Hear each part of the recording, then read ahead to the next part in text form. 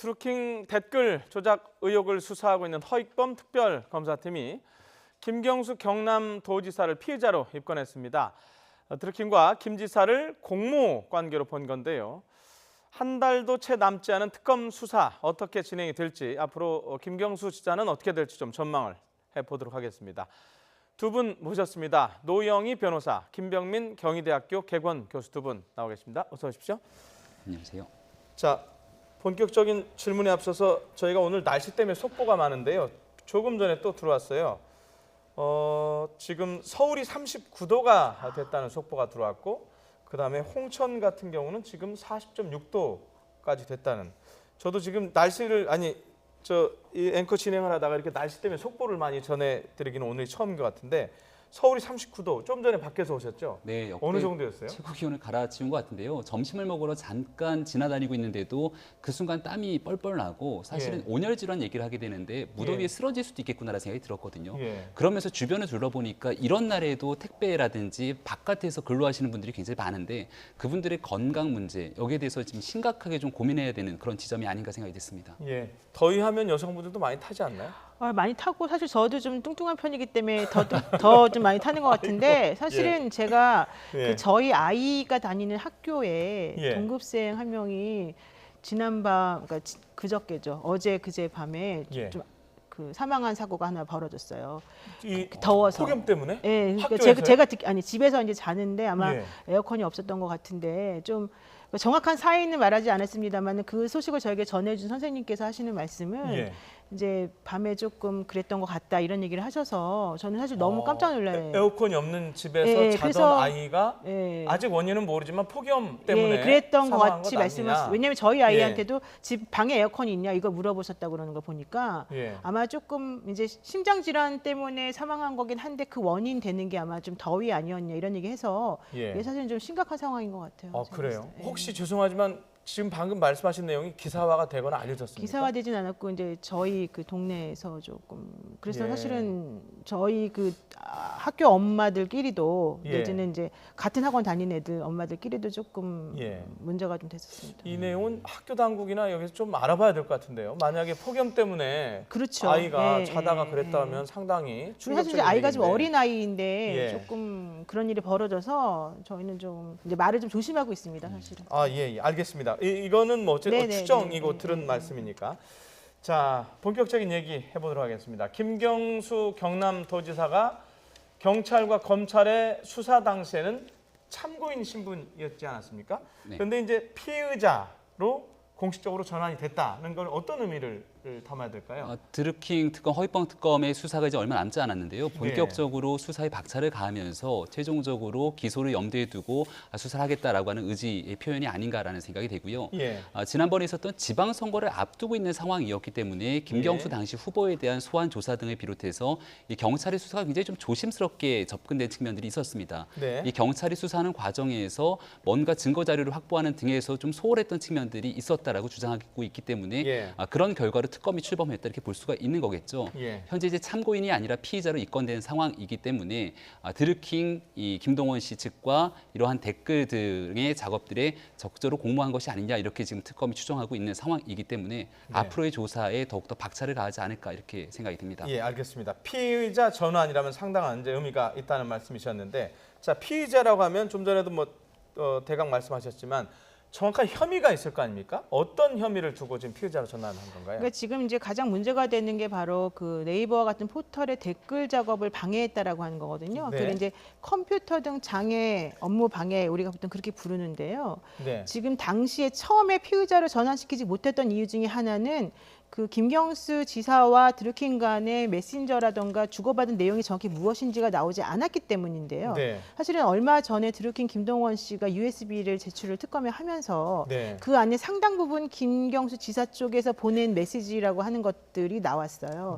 그걸 보니까 혹시라도 이 그 드루킹이 실제 했던 그런 그 댓글 작업에 김경수 지사가 상당 부분 많이 관여가 되어 있었었고, 또 상호 간에 의견을 주고받으면서 이 이 댓글 작업에 참여한 게 아니냐라고 하는 의심을 품을 수밖에 없었다. 그렇다라고 한다면 이 댓글이나 여론 조작과 관련된 그 네이버 포털의 업무를 방해한 것은 공범이다. 이렇게 네. 지금 그 특검에서 보고 있는 것 같습니다. 예.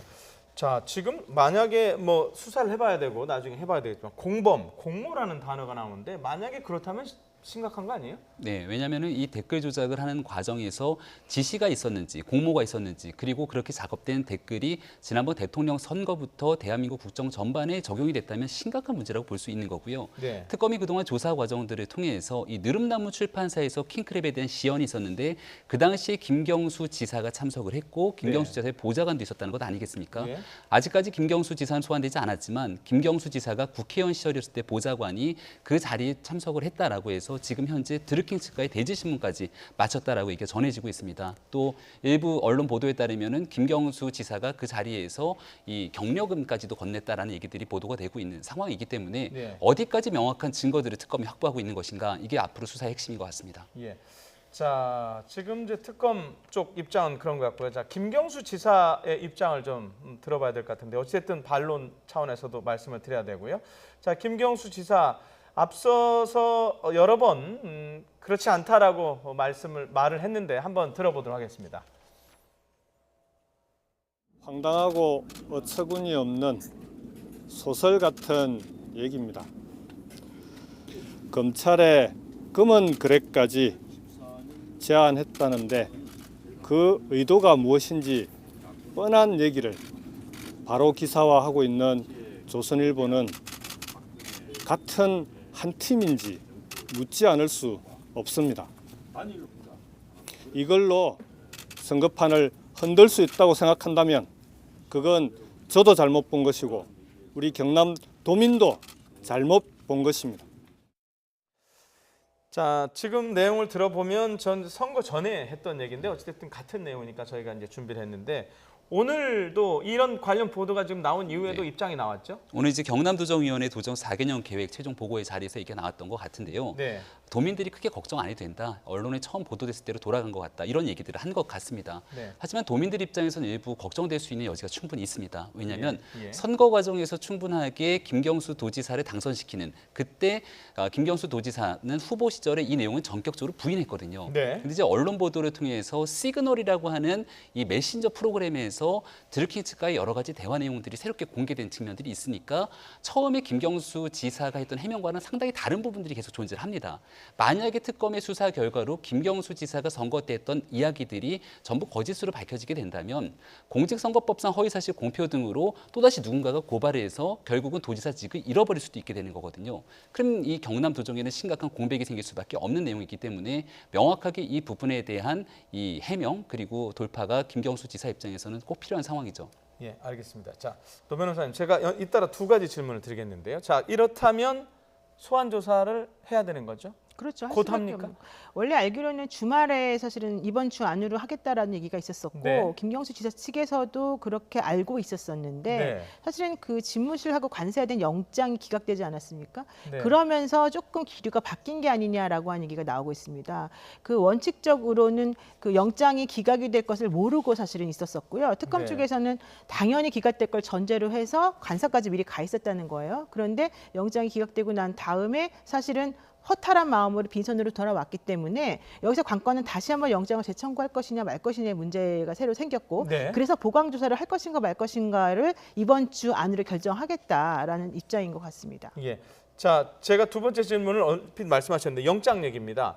영장이 기각이 됐어요. 보면 장소가 집무실 그리고 경남도지사 관사였던 것 같은데 영장이 기각됐다는 거는 법원에서 뭐랄까요? 그 혐의 사실에 대한 소명을 좀 부족하게 봤다 이렇게 봐야 되나요? 그러니까 지금 공식적으로 나온 해명으로는 영장 기각 사유가 밝혀지지 않았다라고 하는 게 입장이죠. 예. 하지만 이제 우리들이 알고 있는 그 영장 기각 사유는 그 USB에서 나와 있는 그 김경수 지사와 드루킹 간의 뭐 메신저를 주고받은 내용이라던가 네. 또는 뭐 오늘 좀 문제가 됐습니다만은 그 개성공단 확대 개발 관련된 문제라던가 네. 또 내지는 재벌 개혁과 관련된 문제들에 대해서 서로 의견을 주고받았다. 네. 이런 여러 가지 것들만 가지고는 네. 이 네이버나 이런 포털에 댓글 작업을 하도록 지시했다거나 공모했다라고 하는 걸 입증하기 부족하다. 연관성. 그렇죠. 예. 그러니까 그런 인과관계가 좀 부족하다라고 지금 법원에서 본 것 같고 예. 그런 것만 가지고 관사와 집무실까지 모두 압수수색하기에는 부족하다라는 게 입장인 것 같은데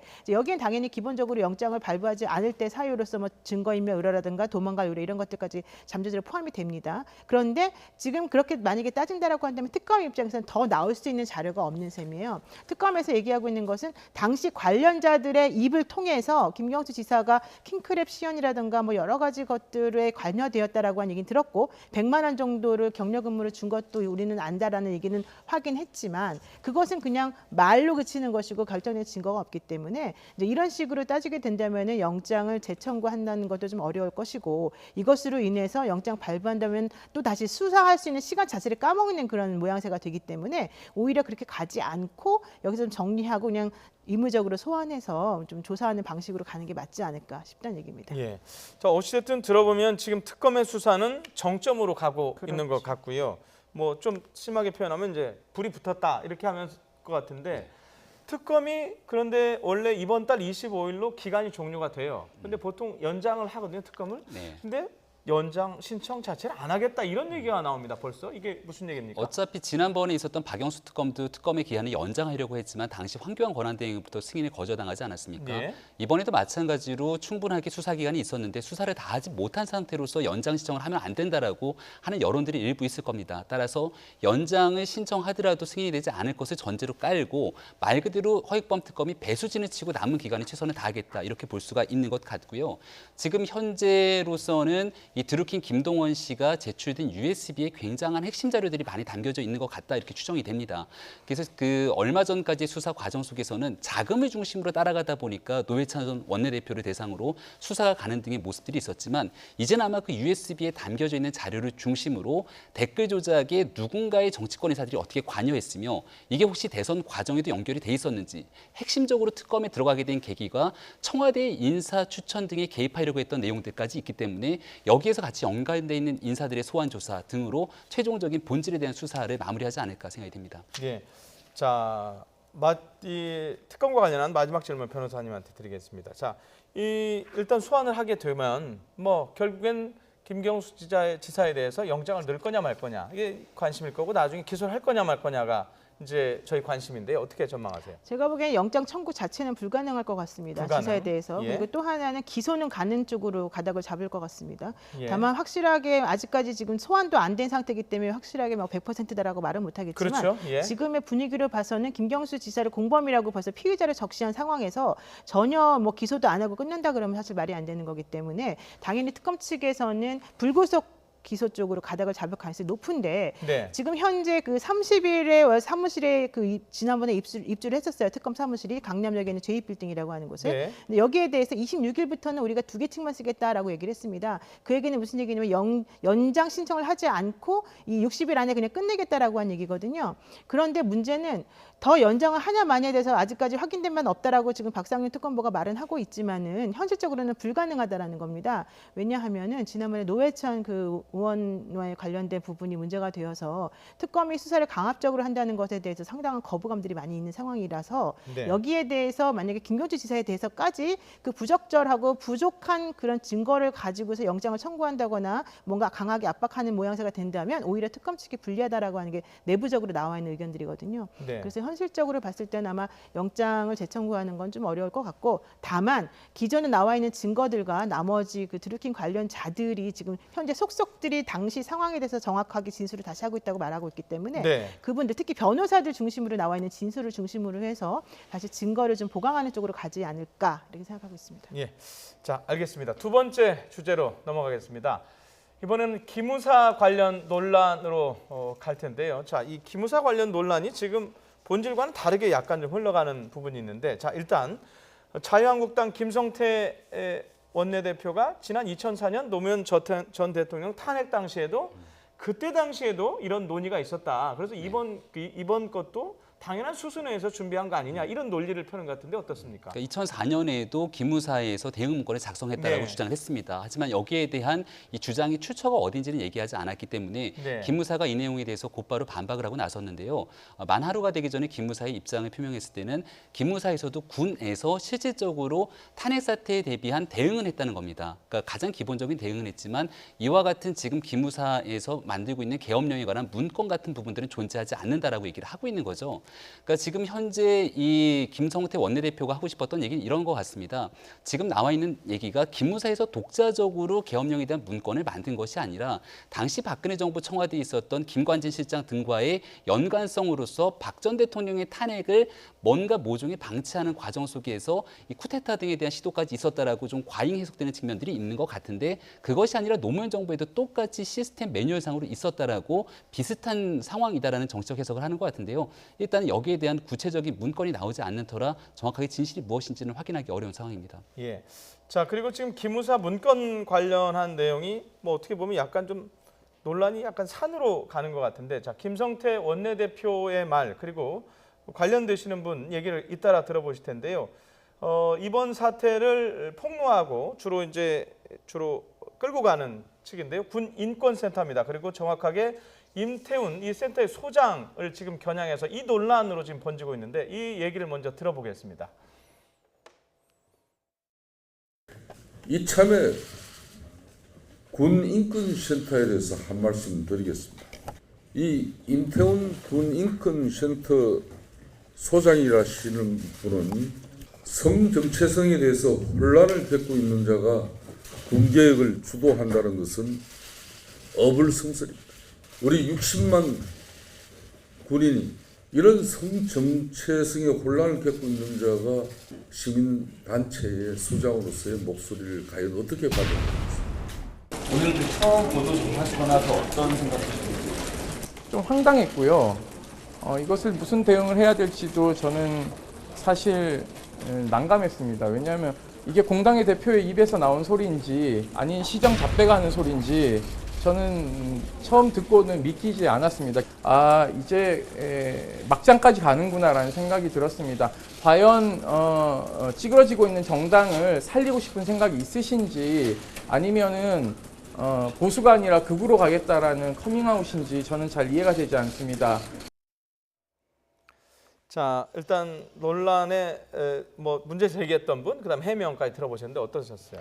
일단 김성태 원내대표가 하고 싶은 말이 무엇인지는 알아듣겠으나 저런 식으로 말하는 건 매우 부적절하다라고 판단합니다. 왜냐하면 지금 예. 저런 식으로 말하는 것은 우리가 하늘에 손가락으로 달을 가리키고 있는데 달은 보지 않고 손가락이 못생겼다라고 말하는 거랑 똑같은 거거든요. 그러니까 네. 기본적으로 본질적인 부분은 지금 현재 기무사에서 이런 문건을 만든 것이 적절했느냐, 그 왜 만들었느냐 이런 것들을 판단하는 것인데 그러한 문제점을 지적하는 인권 소장에게 당신의 성 정체성이 문제인데 왜 말을 그렇게 떠들어대느냐라는 식으로 말하는 것은 한 그 제1야당의 원내대표가 할 수 있는 말은 아니다라고 보고요. 특히 이런 식으로 물타기를 하는 것은 매우 부적절하다고 봅니다. 예, 어떠세요? 네. 저 김병준 당 그 위원장, 네. 비상대책위원장도 비교적 감싸면서 가는 것 같은데요. 네, 그러니까 김성태 원내대표의 발언에 대해서 그럴 수 있다라고 하는 이 당위적인 측면을 얘기한 것 같은데요. 네. 일단 김성태 원내대표가 하고 싶었던 얘기는 군 인권센터가 주장하고 있는 내용들에 대해서 정치적 목적이 있는 것은 아닌가라고 하는 이 신뢰성의 문제를 제기한 것 같습니다.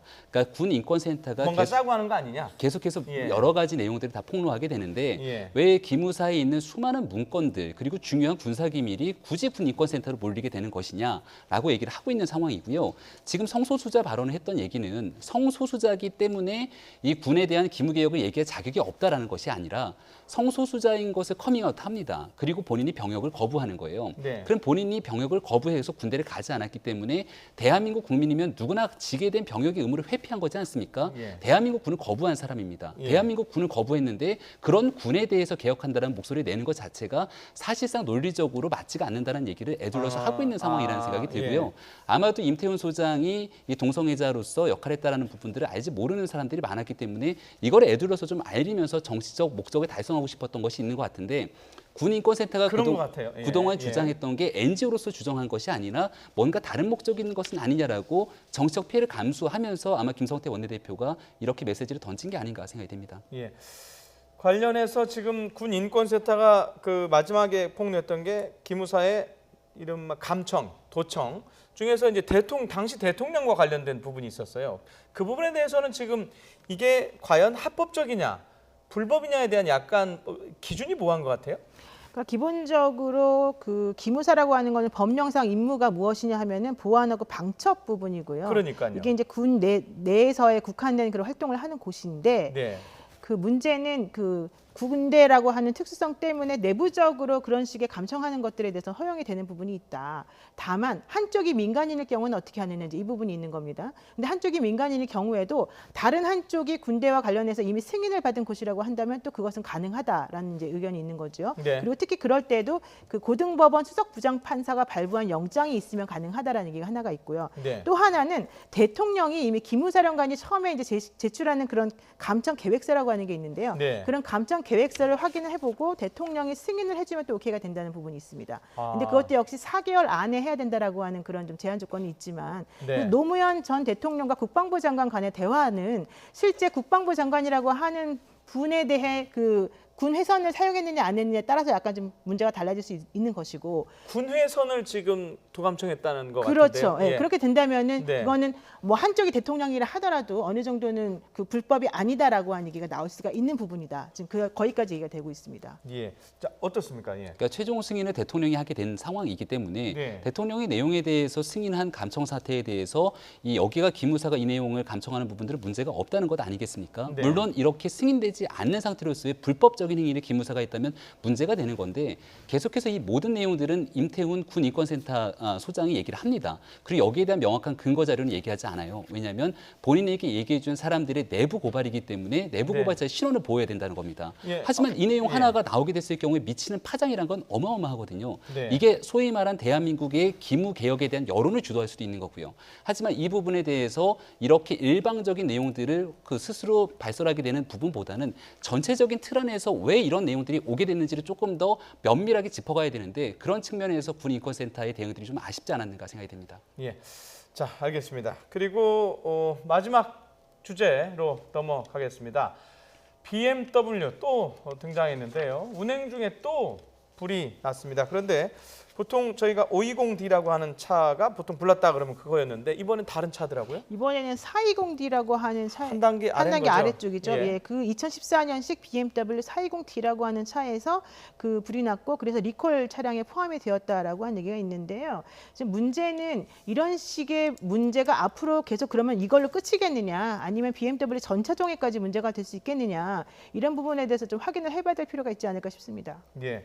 자, 역시 그 520D와는 뭐 많이 팔리진 않았지만은 네. 그 리콜 조치에 포함이 된 차량인 거잖아요. 네, 맞습니다. 그러니까 주력 차량은 아니지만 420D를 타는 대한민국 국민들도 많이 있는 것 같고요. 그리고 심지어 얼마 전에 있었던 차량은 GT 차량, 그란투스리모 차량에서도 예. 화재가 났기 때문에 꼭 여행 520D나 갈 때 쓴다는 그 좀 네, 큰 맞습니다. 차량이죠. 예. 그러니까 지금 종류를 가리지 않고 BMW에 대한 많은 차량에서 이와 같은 화재가 발생하고 있어서 국민적 불안이 가중되고 있는 건데 대한민국에서 유독 520D에 대한 실질적인 소비가 굉장히 많이 이루어졌습니다. 그러다 보니까 지금 미국이나 영국에서는 이 BMW 관련된 화재 등에 대한 사고가 나고 대규모 리콜 조치가 있기도 했는데 대한민국에서 유독 이러한 상황들이 발생할 것에 대한 우려가 충분히 감지되면서 너무 BMW 측에서 안이하게 대처한 것은 아닌가. 그리고 관련 주무부처인 국토부도 사건이 터지고 나서 이제 와서야 이 내용들을 수습하려고 하는 모습들이 결국 소비자들의 불안만 가중시키는 것은 아닌가 이런 우려가 됩니다. 예. 아니라는 단어 때문에 제가 갑자기 생각이 났는데요. 이 정도 되면 BMW 코리아 사장이 기자회견 나와야 되는 거 아닙니까? 사실 우리나라 소비자들은 전 세계적으로 좀 이런 말 해도 되는지 모르겠지만 좀 봉이다라는 표현을 쓰기까지도 하는데요. 예. 실제 저는 이게 정말 잘못된 것이라고 봅니다. 왜냐하면 네. 국토교통부에서도 제대로 지금 대책을 못했고 그 BMW 520D는 사실 가장 안전한 차 중에 하나로 뽑힌 차였거든요. 그때 점수가 99.1점이었습니다. 네. 그래서 그 역대 가장 높은 점수를 받은 가장 안전한 차였는데 이런 문제가 발생했고요. 네. 또 BMW 520 관련해서 그 BMW 아까 말씀하신 코리아 사장 같은 경우도 지금 기자회견 한마디 없고 사과 한마디가 없거든요. 기자들 취재도 잘 안 되는 것 같더라고요. 네, 그러니까 예. 이런 것들을 보게 되면 사실 여기서 얘기하는 건 그럽니다. 아직까지 원인 파악을 제대로 못했다. 우리가 2주 안에 원인을 파악한 다음에 얘기하겠다. 이 정도인 건 맞지만 그렇다 하더라도 현재 이것 때문에 26대 그때가 사실은 그 불이 나고 물론 사람이 다치지 않았습니다만은 여러 가지 손해를 많이 입었다라고 한다면 본인들이 좀 책임감을 느껴야 되는 건데요. 네. 여기서 또 하나 말씀드리고 싶은 것은 한국에서 만들어 놓은 그 EGR이라고 하는 부품에서만 항상 문제가 발생한다라고 계속 얘기가 되어 왔었었는데요. 네. 또 요즘에 그 전문가들 얘기는 또 그게 아니다라고 하는 얘기가 있습니다. 그 예. EGR이라고 하는 한국의 그런 기술이 잘못돼서 이 문제가 발생한 거냐라고 물어보니까 그게 아니라 아마도 그 연료 리턴 파이프라고 하는 예. 그런 그 엔진오일 순환이 좀 잘 안 되는 부분, 연료 호스 부분에 문제가 있어서 그쪽에서 불이 난 게 아닌가라는 의심을 한다라고 하는 얘기거든요. 이렇게 되면 성급하게 대한민국에서 만들어진 부품이 문제다라고 하는 식으로 사실은 언론의 일부를 알리면서 책임을 약간 전가하는 식으로 했던 BMW의 그런 홍보 전략이라든가 이런 것들도 또 한번 문제가 되지 않을까 싶습니다. 예. 지금 어쨌든 관련 차량들이 많이 팔렸고 리콜 대상만 해도 차량이 10만 대가 넘어요. 상당한 거거든요. 이러면 적어도 제조회사 그리고 이와 관련한 업무를 하고 있는 국토부 뭔가 국민들한테 속 시원하게 설명을 좀 한번 했으면 하는 바람에서 제가 그 질문을 드렸던 거고요. 자, 불안감이 높아지면서 어쨌든 소비자들, 사용하는 소비자들 이걸 교환해줘야 되는 거 아니냐. 그러면서 한국형 레몬법 얘기를 한다는데 이게 무슨 네. 법입니까 이게? 그러니까 소비자를 보호하기 위한 법으로 볼 수가 있는 네. 건데요. 대한민국 국민이 소비하게 되는 가장 비싼 소비재는 저는 주택이라고 보고 그다음이 차라고 생각을 하는데요. 네. 이 자동차에 엄청나게 많은 돈을 주고 구입을 하게 되지만 네. 여기에 문제가 발생해도 교환하거나 환불이 안 됩니다. 그래서 이 교환과 환불에 대한 규정들을 마련해서 새 차 구입하고 나서 1년 안에 중대한 하자가 2번 이상 발생하거나 네. 일반 하자가 3번 이상 발생하게 되면은 교환 및 환불 신청을 할 수 있도록 이 법을 제정하고 여기에 대한 시행령까지 마련하겠다라고 하는 건데요. 네. 왜 레몬법이라고 얘기를 하냐면 우리가 이제 레몬 시장이라는 얘기를 하는 것처럼 실질적인 중고차 등에 대해서 오렌지주 알고 샀는데 실질적으로 먹어보니 시큼한 레몬이더라라는 아. 표현을 쓰는 데서 유리한 상황으로 볼 수가 있는 거거든요. 예. 하지만 이런 법이 도입이 되더라도 얘기하고 있는 것처럼 중대한 하자라고 봐야 되는데 이 중대한 하자에 걸리지 않을 가능성이 높고 일반 하자가 있더라도 이거를 입증하는 과정이 굉장히 어려움이 있기 때문에 결국은 법 이후에도 소비자들이 문제를 제기하고 여기에 대해서 보상받기는 쉽지 않을 거다라고 하는 우려가 있는 상황입니다. 네, 그러니까 BMW 차량 화재의 경우에 이 레몬법 적용 자체가 어려울 수도 있다는 그런 얘기인 거죠. 그렇죠. 왜냐하면 내년 1월부터 이 법이 적용이 되기 때문에 예. 지금 문제가 된 것은 2016년도까지 그 만들어진 차량에 대한 것이거든요. 그렇다면은 내년부터 이 법이 만들어져서 적용된다 하더라도 BMW는 해당이 안 될 가능성이 크고요. 또 BMW에서 지금 얘기하고 있는 것은 배기가스 순환 장치에서 불이 났을 때만 동급 새 차로 바꿔준다는 얘기였거든요. 근데 네. 제가 좀 전에 말씀드린 것처럼 실제 그 배기가스 순환 장치라고 하는 EGR의 문제인지 아닌지가 파악이 안 된 상태라고 한다면 사실은 또 제대로 보상이 안 될 가능성이 높다는 거죠. 예, 알겠습니다. 어쨌든 화재는 계속 나고 있고요. 지금까지 아직까지 뭐 인명 피해는 없었던 것 같은데 뭐 잘못하면 불이 엔진에서 나기 때문에 있을 그렇죠. 수 있기 때문에 운전자 여러분들도 조심하셔야 될 것 같고 제조사 그리고 국토부에서 말씀드린 좀 정확하게 설명을 좀 책임 있는 설명을 좀 한번 했으면 하는 바람입니다. 자, 여기까지 듣도록 하겠습니다. 노영희 변호사, 김병민 경희대 개원 교수였습니다. 두 분 고맙습니다.